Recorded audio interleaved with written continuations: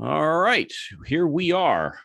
We have lunch with Randy and Teddy, and that bright light you're seeing to my right is going to go away. There it is. So lunch with Randy and Teddy for yet another day, and it's the last day, the month of October, the 27th. And as I look around, I don't see Teddy Burriss here.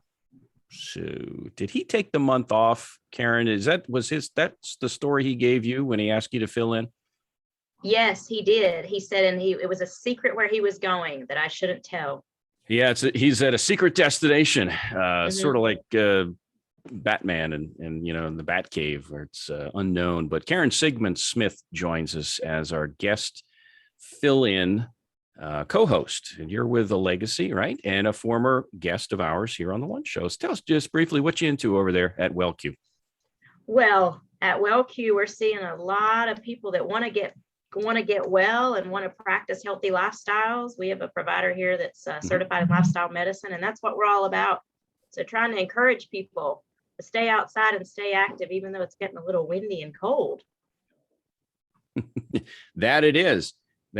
I'm going to actually hit the old share button here at some point when I can figure it out. We'll get this thing streaming all across the other channels that we use. So again, lunch with Randy and Teddy. My name is Randy Wooden. Teddy and I started this thing back in April of last year when COVID shut the world down. And, we've continued to stick around and they haven't shut us down yet. So we're still kicking and we're, I don't know, in show 80 or 81 or 2 or whatever by now. And for the first time, Dr. Will Lewis joins us. And Will, I've seen you several times through our meetings through SHRM and such. Will Lewis is the founder of WillHouse Global and speaks at length, and you've got a long background in the diversity, equity, inclusion space. And I've heard you talk several times. So why don't you introduce yourself? Do it a whole lot better than I do. Will, who are you? Tell you what, I may do it better than you do because I know myself, but I don't have that voice that you have, Randy. And so I wish I had that radio voice. Remember Don Pardo? Remember that on Laugh-In? Was it Laugh-In? He used to go like that. He was the host, and he says, "Yeah, I got you." Folks, I am Will Lewis, and it's my pleasure to be here with you. I run a firm called WillHouse Global, and that firm is an organizational development company that helps organizations to win as it relates to diversity, equity, and inclusion. I will stop right there because I would bore you if I gave you all the details about the company. I'm glad to be here with lunch with Randy and Teddy. And I'm glad to be here with Karen. Thank you, Karen. Yeah. So let us know where you're watching us from and also what you had for lunch or having for lunch. Karen will monitor the chat box. And I just remembered I need to do something here. Can I do that? Can I change my name right in the middle of everything? Here it is. Watch this. Watch the magic about to happen. Is it going to happen? If I could spell my name right, it would. I had to do a little switcheroo there, and there it is. So I am no longer change your name. I am my name. Hey, Will, I always ask the why question. Why do you do what you do? What brought you down the career path that you've chosen? You know what, interesting enough, a lot of times when I connect in with people, we tend to do the things that we have a passion for and do the things that we've had a personal experience with. And so for me, diversity, equity, and inclusion is something I have a passion for, but also something I had a personal experience with. My mom was hit in a car accident in 1970s. And during that time, she was not able to work. And I remember, and we got public assistance, welfare, for many that may not know what that is, the short version of that. I remember going to the welfare office with her in Indianapolis, and the assistant behind the desk was extremely rude and off-putting to my mom. And in that moment, I was about 9 or 10. In that moment, I said, I don't want anyone else to feel that type of experience. And so I dedicated myself to working on behalf of people, on behalf of those who are marginalized, so that we can help, so I can help them reach their full potential. So that they'll never feel that feeling of being ostracized, ashamed, and just downright mistreated. Yeah, something that you witnessed and it stuck with you from a young age. Yeah. So very impactful, and it's got to be a huge motivator, especially as you start to see the light bulb come on in people, and you see you're making progress and such. So here's what we're going to talk about today. And again, if you've got comments or questions, we definitely welcome those. Karen's going to keep an eye on the chat box, and where appropriate, we're going to work those into our conversation today. There's some trends going on within the DEI space, and Will has outlined about 10, 11 of those that he's going to want to touch on. But also, since a lot of us that are watching now or watching later are in the job search, or if we live long enough, we'll be in a job search again at some point. I want to touch on topics related to the interview process. So let's start with that. So if I'm a job hunter, and if for me, the DEI, I'll call it awareness issue, whatever label you want to affix it. The company says, yeah, we're all about DEI. We're doing this, we're doing that, whatever. So what do I need to be in tune for as I go through the interview process to see whether the company is actually walking that talk or if it's just talk? Are there indicators I need to have my antenna up for? Absolutely. Okay. First of all, I would say, and to your point, companies, because since last year with the murder of George Floyd and all the protests, we've seen big box companies, and we've also seen smaller companies put out these statements around diversity, equity, and inclusion, and they support Black Lives Matter. And so there's a sense that, okay, we support it, and we made a public declaration of our support. But to your point, people are watching. The employees are watching, and also job seekers are watching to see if those words are congruent with the actions. So as a job seeker, one of the things I share with my colleagues who are searching for jobs is let's pay attention to what are the types of forward-facing and community-facing services and activities that the company is engaged with. If the company has a foundation, what types of efforts are they funding through their philanthropy as an organization? Does the company have a diversity officer or a diversity council? And we can kind of Google on their website to see if they have a diversity statement. And if they have a diversity statement, then we should also be able to find on the website if they have a diversity officer or a diversity council. We should be able to see, because if they have a diversity website, then they're talking about a lot of their diversity activities. And so we should be able to see if they have a diversity, any kind of employee resource groups. If they have employee resource groups, that'll let us know that, okay, this is a place that they're engaging with diversity, and it's just not words on a piece of paper. And also, I would try to pay attention to the language of, if you can, the language of the senior leaders. How are they speaking when they speak in the public space? When you hear them speak, are they speaking about their commitment to diversity, equity, and inclusion? And are they consistent with that speech or those talking points in different venues, if you will? So for me, those are some of the telltale signs that, okay, this organization is pretty serious. Oh, and let me also add this. Social media, especially when you look at the job sites, Indeed, and there are other job sites where folks can leave comments about their experiences working with an organization. Pay attention to the social media. There you're going to find a lot of folks who will kind of give you the real skinny on their experiences within the organization. Yeah, and another thing too is that companies have, I'll use the word bias embedded in algorithms and embedded in artificial intelligence as it relates to some of the key phrasing in their job descriptions. And I'm not just talking race here. Let's take gender. And Karen, maybe you can speak to this too. Women tend to be hesitant to apply for a job unless they've got, close to 90 or 100%. Whereas a dude, I got 50, 60, I got 10%. I'm going to throw my hat in the ring. Are you seeing that too? Are those some changes that are being implemented? And Karen, you can speak to this because you're a hiring manager as well. I'll call it level the playing field as best we can, at least incrementally.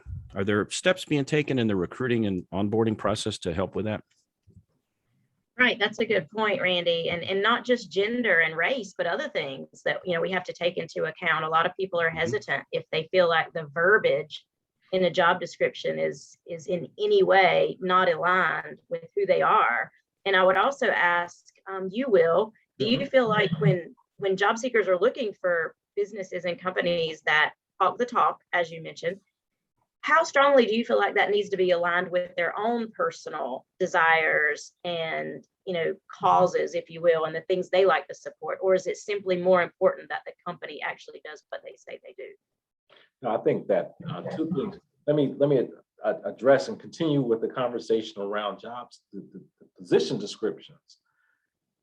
Inclusive language is extremely key, and so when we're talking about as a company, and I want to have inclusion, and it's not about just saying that we support diversity, equity, and inclusion. It's really about how we write that position description. When we use phrases like we want team players, you are part of the team.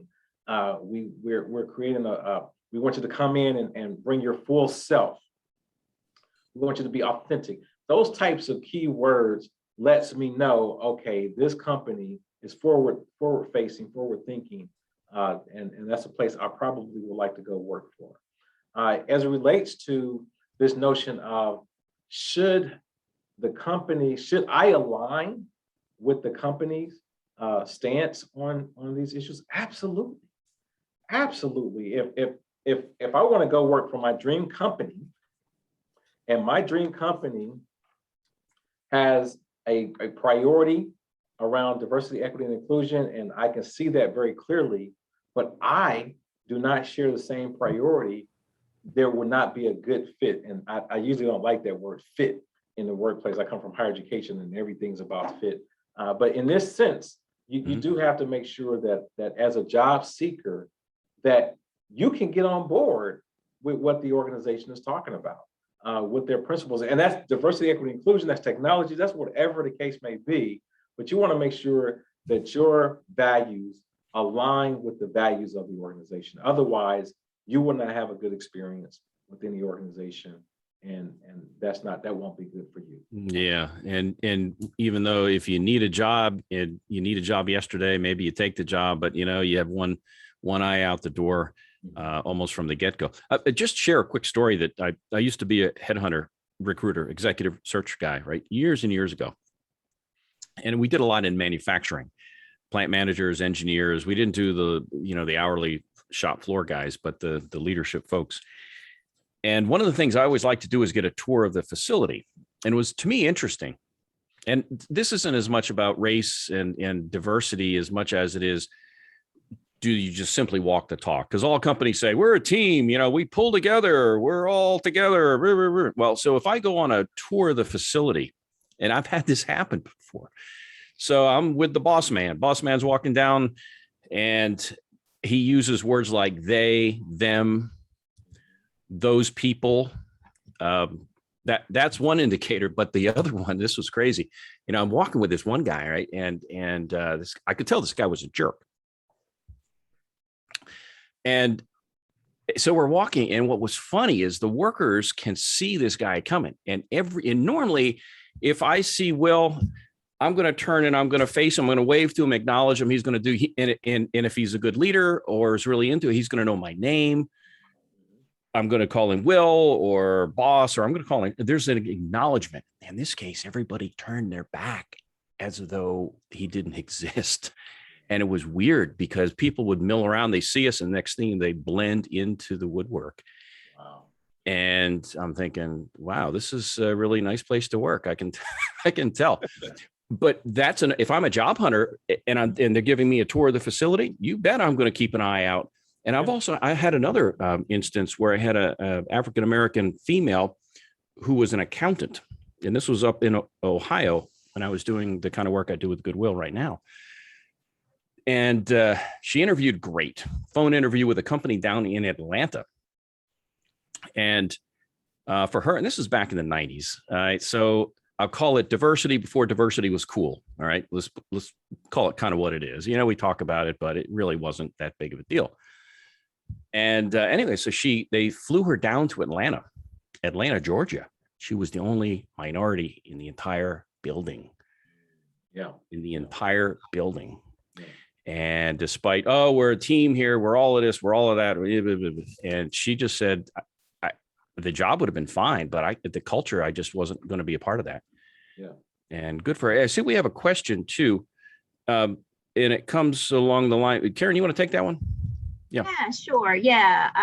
Someone's asking us, Will, how does a company tailor a job description to more gender-friendly type language? For example, if you need to lift 50 pounds, even some men cannot lift 50 pounds. So how would you make that, gender neutral? Mm-hmm, mm-hmm. I think we have to also look at the practicality of the job function, of the job as well.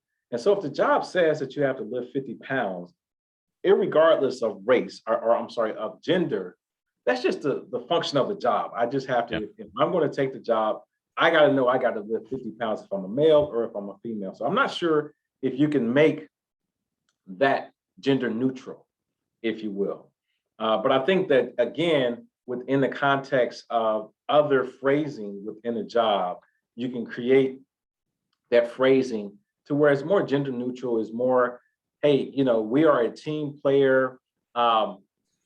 If your job says, for example, if it says we're looking for aggressive salespeople, well, maybe we don't want to say aggressive salespeople.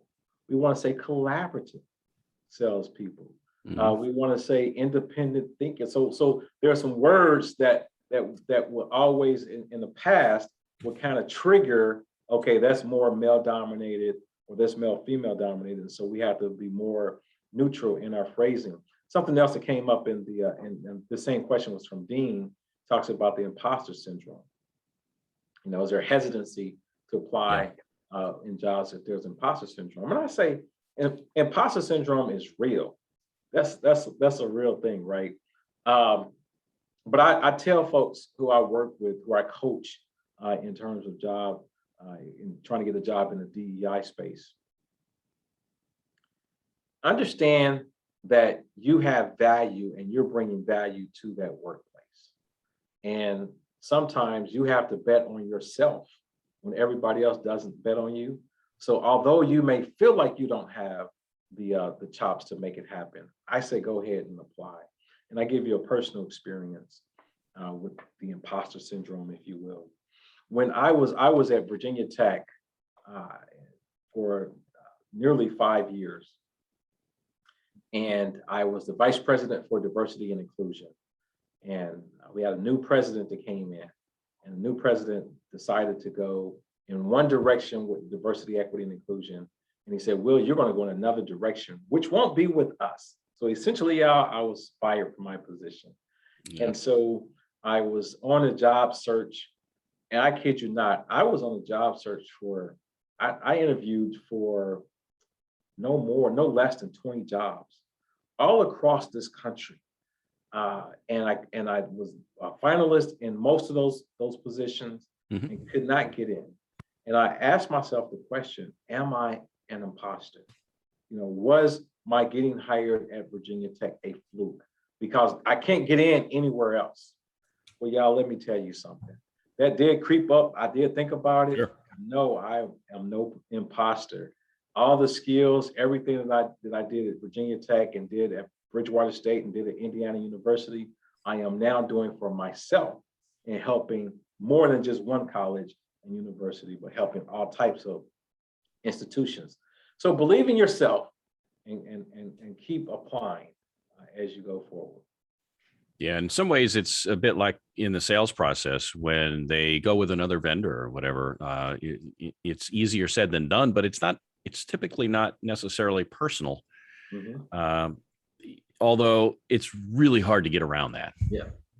What could I, what I, should I, woulda, coulda, shoulda, and you can beat yourself up. But sometimes the better thing is to focus on what you can't control, which is time and attitude, and put that energy toward that next opportunity.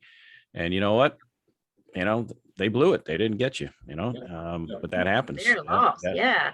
Will, what would you say, not really necessarily the imposter syndrome, but what would you say to someone who feels like the verbiage in a job description or the culture of a company is a little bit beyond who they are, but they still want to apply? They want to bet on themselves, like you said. Is that something that should be acknowledged and brought to light openly, like in a cover letter or an initial conversation, or no? One of the things what I would do is, and what I have done, so I can know completely who I am and how I'm showing up and where my values lie, is I will write out briefly kind of what I would call it my account manifesto.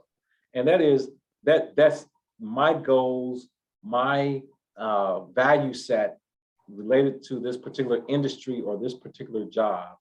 And so now when I know fully who I am and what I am, now I can go after the positions and the companies that represents that. Now, if I do go after a company or a position that kind of is not quite aligned, where I'm not quite aligned with them, but I could possibly get there, then I'm most certainly going to stretch myself, because we're human beings and we can learn, right? And we can shift and we can change. And so if there's something that I think that I have value to add, but we're not quite aligned, I'm gonna ask myself, William, can you get on board? Will you open yourself up, right? Will you take the responsibility to open yourself up to get on board with this culture? And sometimes too, some people like to just, I'll use the word turnaround agent. Again, going back to my recruiting days, the plant is suffering. It's not doing well. They're losing money, and they bring in a guy who's going to have to shake things up. Okay. Or plant's running great. This guy got promoted to another bigger facility and is humming along. Just come in and don't screw it up. Right. And it sometimes takes two different types of personalities. Are you that caretaker person, or are you that change agent? And going back to what we talked about initially, if you're not sensing that this company is on board with the DEI issue and walking their talk, maybe you see yourself as a change agent. And, if you're looking at winning hearts and such, maybe, putting your foot in the lion's den, so to speak, is where God's telling you to be. Yeah. And it may be hell, it may be tough, and you may feel ostracized, but then again, you're making an impact in ways beyond simply the X's and O's of crunching numbers and doing what you do, but it's how you exhibit your personality in your life. Yeah. I like it. Someone in the chat function asked a question, should we be authentic or should we fake ourselves? And essentially be authentic.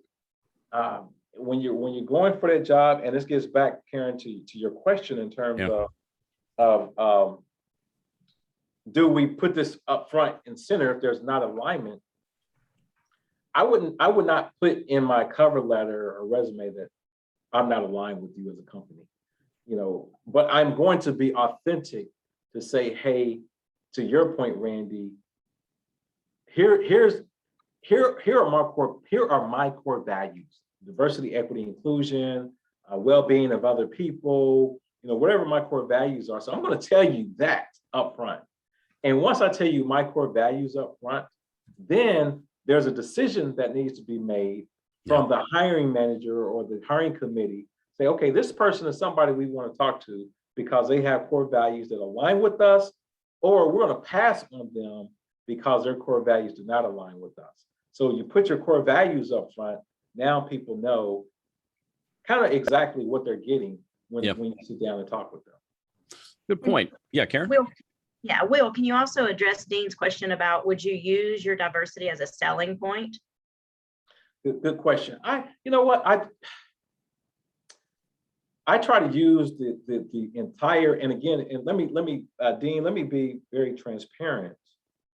The work that I do is diversity, equity, and inclusion. And so the jobs that when I was in the workforce, in the traditional workforce, those jobs 98% of the people were people of color or women, right? And so you didn't necessarily have to kind of leverage your individual diversity. Now, what I try to do is, so that said, for me, my thinking, no, I'm not gonna try to leverage my individual diversity. I'm gonna leverage my skill set and leverage my value. What am I bringing to the table? Because I believe if you understand your value, and if you know what your value is, and if you've done some work to bring value to the atmosphere and to the world, people will see your value beyond your skin color, beyond your gender, beyond whatever it is that your individual diversity is. They will gravitate to your value, and that's what they're going to hire is your value. So I kind of wonder, you mentioned about, say, 98% back when you were in corporate America in your role were, minorities, right? So, and I assume that that's because you have the street cred to do that. Whereas you put a guy like me in that role, are people going to say, well, he read it in a textbook kind of a thing? And so, but are you seeing a change now where you're seeing more Caucasians and specifically white males be in the diversity space as leaders in companies? Because we're part of that diversity mix. Absolutely, absolutely. And I would tell you, the unfortunate part about the diversity space being 98% persons of color is that it does not, when you look at the field, in many ways, the field can become racialized. And it doesn't create the room or perception that white folks can engage in this conversation and lead the diversity equity agenda. I believe that we need everybody, every hue, every color, a part of this. And so most certainly we need white men to be diversity leaders and diversity champions within their organizations. And I actually have a conversation. I have a client right now, a coaching client that I'm helping. We're talking about, he wants to move. He's a white guy who wants to move into the DEI space.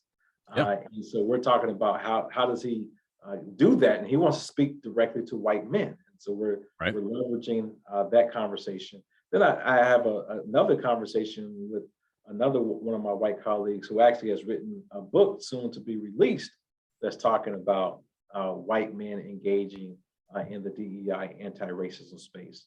I believe if we're going to see any true change, that everybody has to be a part of that conversation, not just one group of people. Yeah.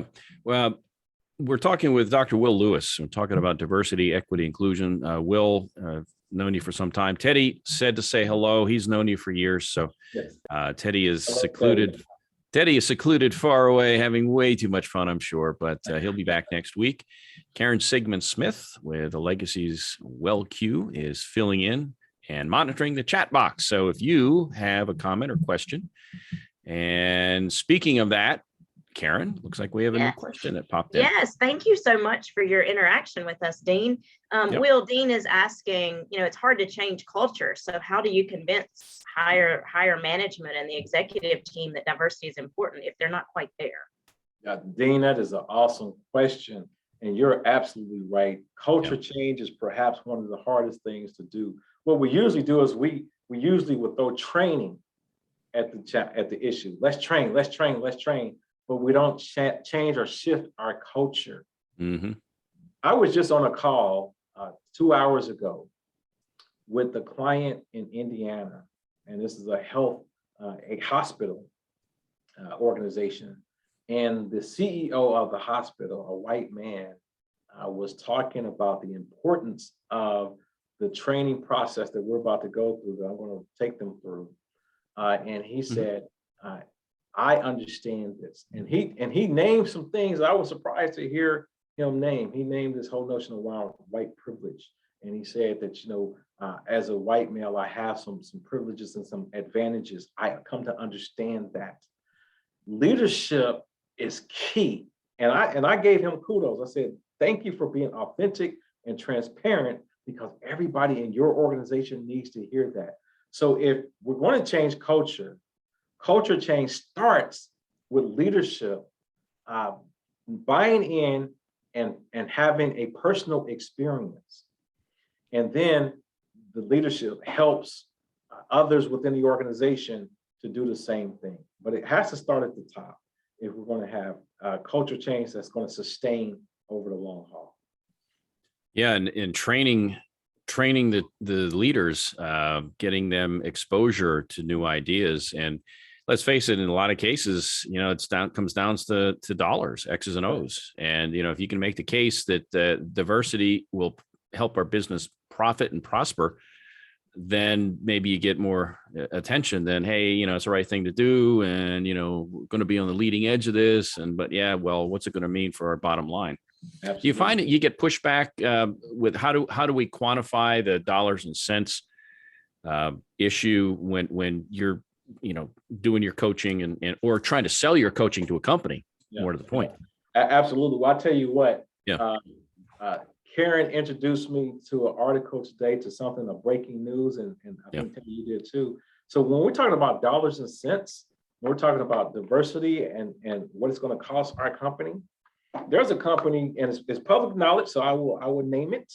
In today's here in North Carolina, Novant Health has been sued for $10 million by a white former executive for reverse discrimination. That's real dollars. That's real money. And so again, when we're talking about diversity, equity, and inclusion, and creating a space where everybody feels welcome, and a place where we root out inequities, we have to understand that there's real dollars tied to that. Now, if you paid any attention, there's some research that was done a couple of years ago that said 71%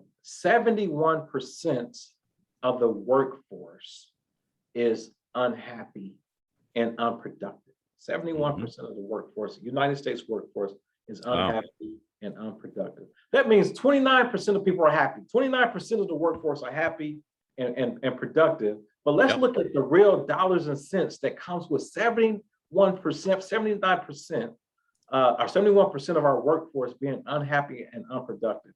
If I'm not happy when I come to work, I'm not engaging, I'm not putting out my full potential. And y'all, that's loss in revenue. And we can quantify the loss in revenue by employees' low morale, because when I want to come to work, guess what? I call off sick. Yeah. When I don't want to come to work, guess what? I possibly, through the stress, I can become sick. And so when we begin to look at the dollars and cents, that's a very real thing. When we are not creating spaces where people can be them full selves and feel appreciated in the workplace. It helps too when you're recruiting, certainly where you can show examples of how you've achieved certain goals in terms of DEI. And I think also, frankly, and this is a big change from when I was a kid 10 years ago, big change as far as customers go. I mean, today people make buying decisions in part, and again, buying decisions are made based on emotion for the most part, and they back it up with logic. But part of that emotion is, hey, this company is on the right side of the DEI issue. Hey, this company is about sustaining the earth and, go green, and whether they walk that talk fully or not, they market themselves as that. A legacy markets itself as, being a great place to work, a great environment. We want our people to thrive financially, emotionally, health, all that stuff. And so if I'm considering, do I do business with a legacy or whatever, part of that decision could be based on what I see in the news and what I hear from other people. So not only is it the turnover issue and the recruiting issue of people leaving and, bodies in and out, but it's also the customer base. Yes. And again, that's huge. It's huge. Yes. And something, Randy, that you said, which I really love about the customer base, is I was trying to pull it up. I'm not quick with my hands on my phone. But if we were to look at the disposable income of African Americans, of Hispanic Latinx, of LGBTQ, of all of our different diverse groups, those groups have billions, if not trillions of dollars in disposable income. So when you're talking about customers, yep, that's a huge market. That's a huge opportunity for companies to increase their revenue if they tap into those markets. And again, the markets are watching. Folks are watching organizations. So to your point, Randy, if the organization is not engaging in the climate and engaging in community engagement, then I'm watching. I may not want to go work for the organization. So what is your brand reputation? Yeah, I may not want to work there. I may not want to buy your stuff. Exactly. Now, a term microaggression was mentioned in one of the. What is a microaggression, and if I'm guilty of that, how do I stop it? Well, I'll tell you what. Like a lot of things, sometimes we do these things where we're not aware. Okay. There are many things that we can do that we're most certainly aware. So let me give you an example of a microaggression that happened to me, and then I'll try to think of one that I have done before, because I know I probably have. But one that's happened to me is, I remember I was in a van with some colleagues. I was in a van with some colleagues, and I was working for a college, and we were going on a recruiting trip. And a colleague who was, I was the most senior person in the van. This colleague was the second most senior person in the van. Someone had asked a question, Dr. Lewis, how do you want to be called? Do you want us to call you Dr. Lewis? Do you want to call William or Will? I said, you know what? It doesn't matter. You can call me William or Will. I'm fine with that. Mm-hmm.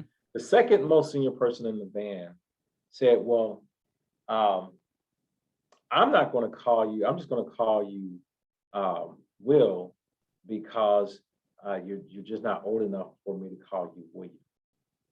Now, I was like, it doesn't matter what your reason is, just as long as you call me William or Will, I'm okay with that.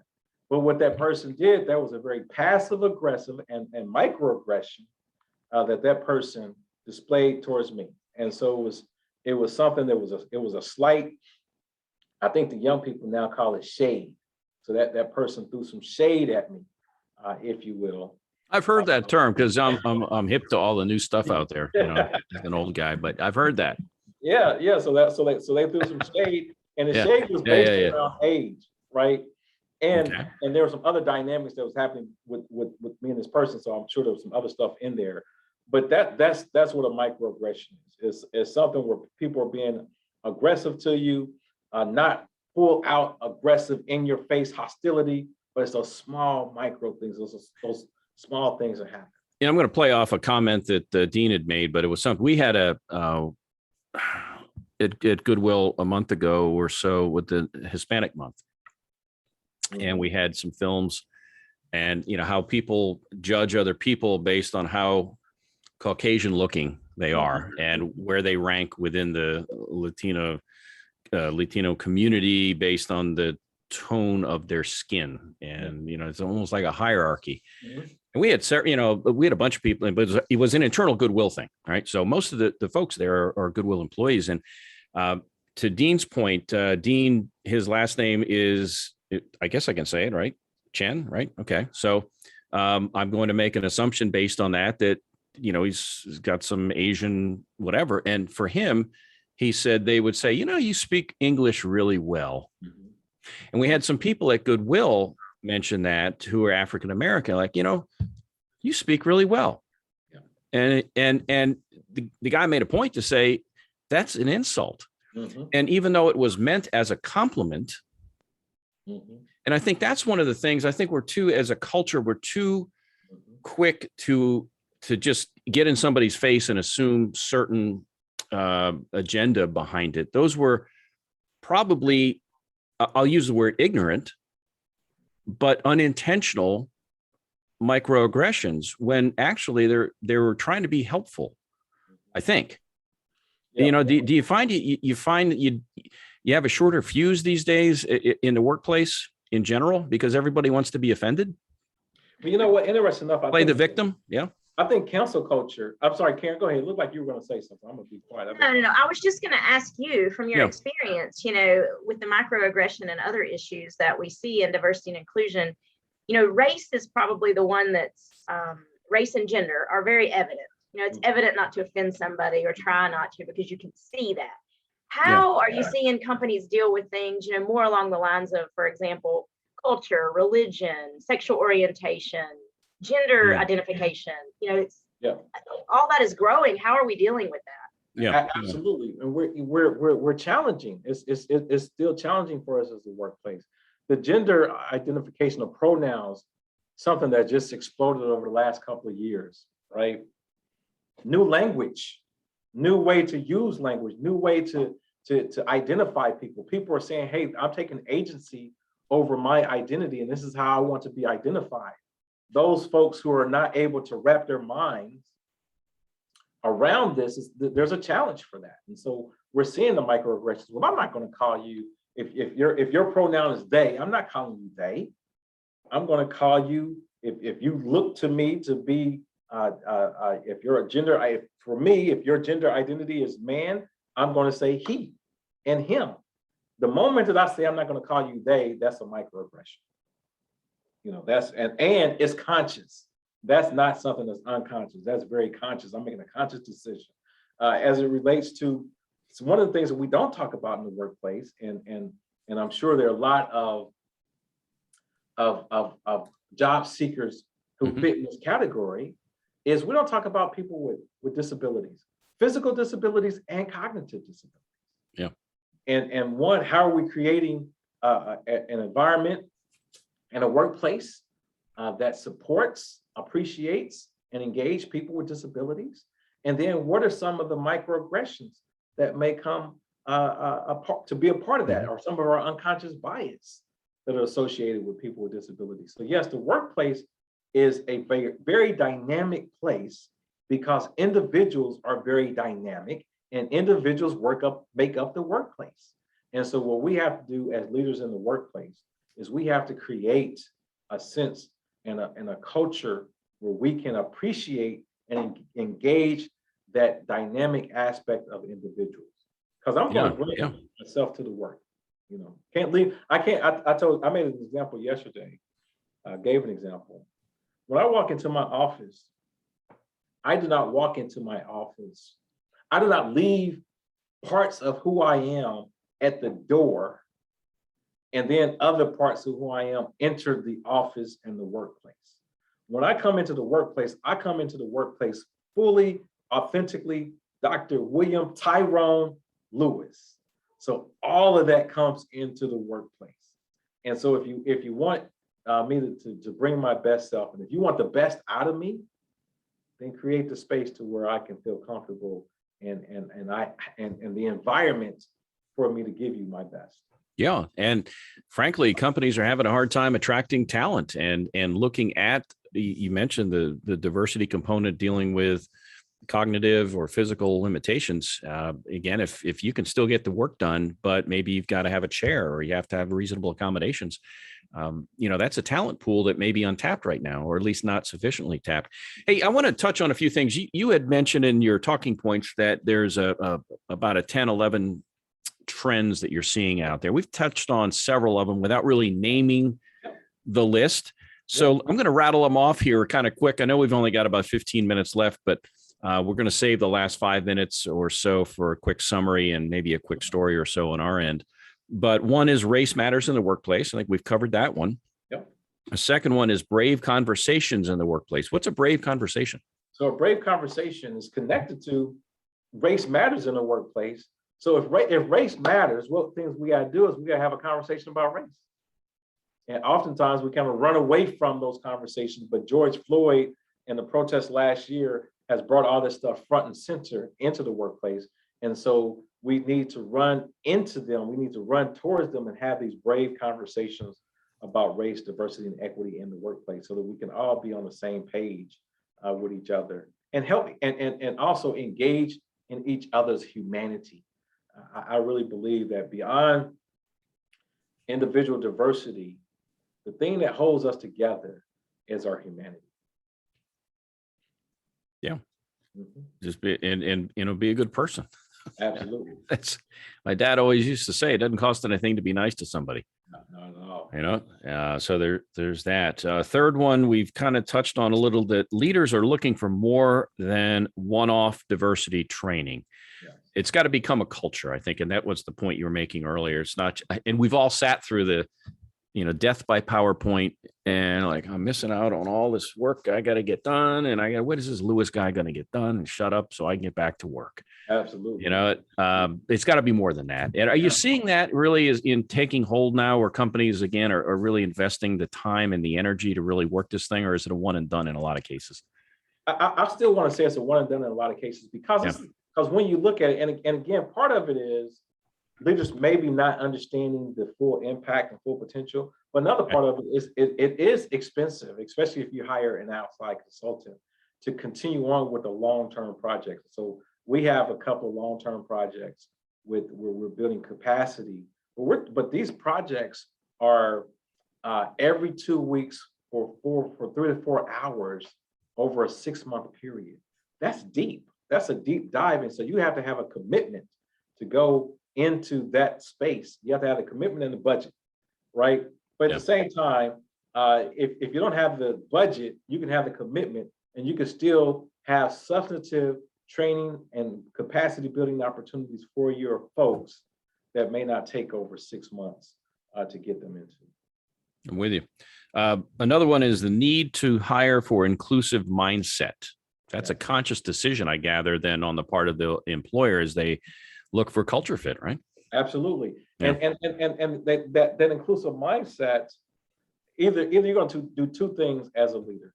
Either you're going to develop the inclusive mindset in your organization, or you're going to hire the inclusive mindset into your organization. You need to do both, actually. And so, yes, as a leader, you need to hire inclusive mindset into your organization. That helps shift the organization. And this goes back, I think, to the dollars and cents, but diversity efforts need to be led by data and assessment. Yes. Numbers crunching. Okay. Not only just number crunching, but also information gathering. A lot of times we do diversity, equity, and inclusion based on our hunches, based on how we feel, based on this is a great program, not knowing what the data tells us, not knowing what the experience tells us. Yes, we may need to do something, but is that something training? Is that something capacity building? If that's something that's training, is it diversity 101 training, or is it safe zone training for LGBTQ? We won't know until we gather the data and gather the information. Do you find that polling the employees is of benefit to see what sort of training they would like, or does that go? Yeah. Yes. So if you have an employee engagement tool, or if you WillHouse Global, we're developing our own tool around cultural belonging, where we can help you to measure and assess what your company's doing, and part of that is the employee experience. But yes, we need to get that data from the employees to understand what their experience is, and then we can begin to make adjustments within our organizations through our training and other types of strategies. And then Will, excuse me, I would assume that whatever the employees say, or what comes out of that type of assessment, should actually be addressed, or else it could backfire if the company proceeds with what they wanted to do anyway, right? Absolutely. If you ask for your employees' input, and if you do not engage with that input, you would have been better off not to ask for it at all, because they're not going to trust you. And when you come at them again, they're going to say, nope, I'm not doing it. Or they'll do it. They will complete it, but it won't be in an authentic, anything that you can use, because it'll all be fake. They just went through and just checked the box just to get the box. Just like I'm checking the box right here on this sheet of paper. Will, I got a couple, 3 more for you. Let's fire away. Do the rapid fire round here, the lightning round. Sure. What are employee resource groups? You say they are hidden gems within organizations. What is an employee resource group? Oh, goodness. Most organizations, like, again, employee resource groups here's where we're going to kind of divide the organization up. So you got everybody in the big group. Now you're going to divide the organization up by diversity characteristics. So you have African Americans, Latinx, LGBTQ women, all of these different groups come together, and those groups come together individually so they can be a support to each other, especially if they are the minority underrepresented in the organization, but they also can be a great resource to the leaders of the organization because they will have a perspective on both the organization and also the client base and the market base that the general leader population may not have. So if you can leverage your employee resource group, they can be a tremendous gem for you in your organization. All right. Working remotely does not mean we have to work in isolation. Absolutely. How does that tie into DEI? So again, in DEI is about inclusion, right? And so when we work remotely, there's a sense that we are in isolation. So as organizations continue to move to remote working strategies, how do we continue to help people connect in with each other, both mentally and if not physically, we can help them on our virtual platform. So we have to be very creative and think futuristic, if you will, to help people have a connection to each other. Basically, DEI, diversity, equity, inclusion, it's all about this whole notion around belonging. Belonging is about how do the three of us feel like we connect and we belong to one cause, one purpose, one organization.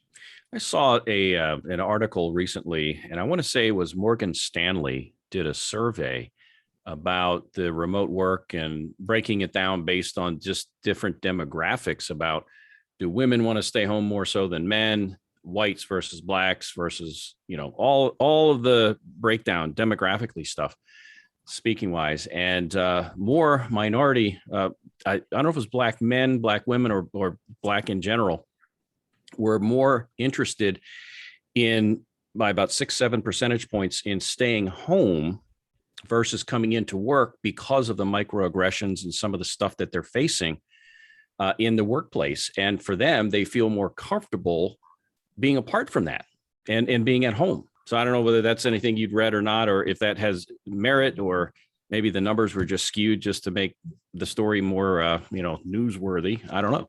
Yeah, I have seen it. I've seen it. And I think for what I recall, I think it was African-American women. Was it women? Yeah. Okay. What I recall that had that sentiment of wanting to stay home because of the microaggressions experienced in the workplace. Plus, there's, from a female standpoint too, there's a childcare issue. And, a lot of times the female is the, caretaker for the children in many cases. In many cases, absolutely. But I would also say, a lot of men, some men would like to stay home as well. I know given the opportunity, which I do work from home, but if I was working in a full-time employment, if my job function allowed me to, I would love to stay home as well. I would still have to figure out how to get the kids to school. And so I can do my work. This one could be a topic all to its own, and that's unconscious bias. So be aware of that. What is it briefly? Unconscious bias is all the messages that we receive throughout the day about one particular group or there's a pit bull in my neighborhood that he grew up. I kind of grew up with him. He's maybe 6 months to 8 months old now, but he's big. When he was a little pup, he would come up to me and run to me, and I'd be like, "Oh, you're so cute, you're so cute." But I would still have this in the back of my head. This is a pit bull. Yeah. Now, and I got those messages from the movies, from the social media, from everything that said pit bulls are dangerous. Now, Blue is big now, and when I seen everything that I know about this dog is he's a cute dog because I know him up close and personal, but I still have some angst when I come around him because he's a pit bull. That's unconscious bias. The messages that we receive impacts how we engage and speak with other people based on those messages. And I think it's a key distinction to make that bias versus prejudice are two different things. An unconscious bias is based on life experience, and it's based, in your case, on the stuff that you've witnessed, versus prejudice or bigotry or other. Am I going kind of in the right path with that definition? Absolutely. Prejudice it's a very intentional behavior. You know, when I choose, I have some sparkling ice water. When I choose lemon lime over mango green, there's a prejudice there. I made a conscious choice to choose one over the other, if you will. So when I choose to treat a person differently based on their race, their gender, their religion, their sexual orientation, their physical abilities, any characteristic, if I choose them differently than I would treat someone else, I'm being prejudiced towards them. I'm treating them differently. I'm prejudging them based on that particular issue. Hey, we've got just 5 minutes left, so we want to do a quick wrap here if we could. Will, could you give us a couple, 3 takeaways? Take a couple, 3 minutes, and then we'll do maybe a quick story, and we'll mention about next week's guest. And we hope to see Teddy Burriss back next week. Absolutely. We'll see. I think, and first of all, let me say thank you so much for this opportunity. I want to just leave you with this right here. And it's really going to go back to this whole notion of having these brave conversations in the workplace. So I want to say this. If we're going to have any type of healing, we have to talk with each other before a crisis so that we can hear each other during the crisis, so that we can help each other heal after the crisis. If we come in to our conversations with each other with grace, mercy, love, and empathy, then I think that we'll get to a greater place of engaging with each other and seeing some great relationships form within our workplaces. Any other thoughts from what we were talking about, Will? Anything that you wanted to go back and add to when it relates to unconscious bias, or from a hiring standpoint? Maybe just recap again briefly if I'm a job seeker, what are some things I need to be on the lookout for as I interview with a company? Absolutely. Yeah. I think, again, as a job seeker, you want to look at the website. You want to see what type of activities that employer is engaging with in the community. You want to see if they have a employee resource group, if they have a diversity council, if they have a diversity statement. Those are some of the things that you want to look out for. You also want to look at the social media to see how people are talking about the jobs in the social media atmosphere as well. Mm-hmm. Lots to consider, and this is a topic that, as with our culture, tends to take twists and turns and evolve over time. And I guess one of the concerns I have, not just with the DEI issue, but with any number of other issues, if you want to sit down and start to make a list, is out of sight, out of mind. Mm-hmm. And what's in front of it's like at work. What's right here gets my attention, because if I don't fix it, it's going to punch me in the nose. Yep. But after the Floyd issue and that's been over a year now, has that out of sight, out of mind thing kicked in, and what can we do to avoid going down that path? And we've only got just like a minute left or so. Yeah, absolutely. I think that we are seeing some fatigue that's happening, and so we have to be intentional. I think as leaders, as job seekers, we have to hold employers and communities accountable, and then as leaders, we have to be intentional. Got it. Hey, Karen, any closing quick thought? You got a comment or anything based on what we've talked about today? I would just say thank you, Will, so much for the work that you're doing. We really appreciate that. And just echo what Will said about, people communicate with one another. It's so detrimental for us when we make assumptions about people based on what they look like or what we've experienced in the past. And so, just opening up those conversations and having those brave conversations with our colleagues and leadership is just invaluable. Yeah, I agree with you. It's certainly a challenge, and any change is not necessarily easy. I mean, it's like changing a ship going this direction to have it go another direction, and it takes the change of momentum, and it takes a change of heart, I think. And that's one of your points here, Will, is that minds don't change until hearts change, and it just like in relationships, it's one person at a time. And so to the degree that we can influence others, I think that can be a good thing. And they see they see that you do walk the talk.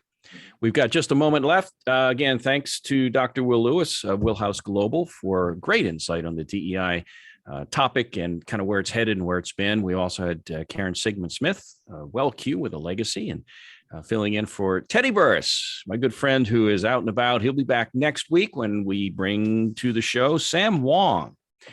And Sam is going to talk about, he's a startup, has had startup companies.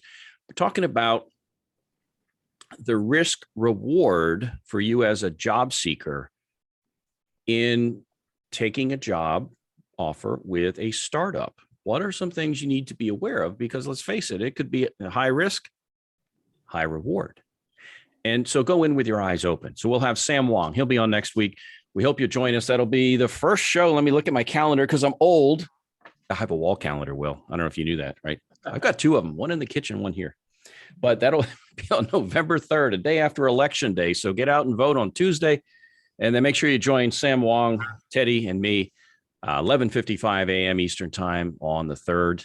Folks, thanks for hanging out with us today. You have a great day. Will, thank you. Karen, thank you very much. Take care, folks. See you. Thank you all. Bye-bye.